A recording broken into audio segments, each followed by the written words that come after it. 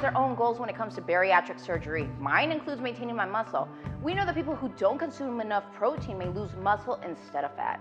And that's something that I do not want to happen. And as a woman, it's extra important to me that I'm not losing muscle as I get older. Did you know that bariatric patients are advised to get a minimum of 60 to 120 grams of protein per day? And I've learned that some studies have shown that much higher levels may be optimal in certain situations. So what does 60 grams of protein look like? We're going to show you right here. We have 9 eggs, 8 to 10 ounces of beef or chicken, 12 ounces of tofu. So if I need at least 60 grams every day, I know I have to eat my protein first at every meal because that's just a lot of food right there. Most days, it's going to be really hard to get 60 grams or more through food.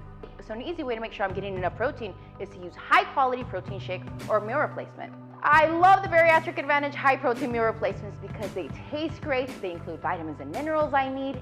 In addition to the protein, they include 27 grams of whey protein isolate, which puts me halfway there for the day. So try an HPMR protein shake every day to hit your protein goal.